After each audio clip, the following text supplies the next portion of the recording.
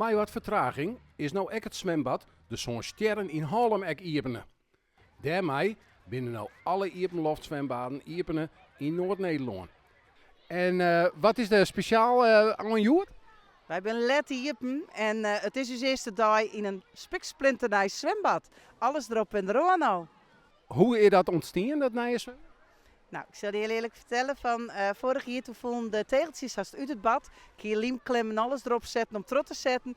Ik zijn we kinderen net meer verder. Nou, Noordoost-Friesland die shut echt potentie in ons bad en die had zijn, we komen elkaar om tafel.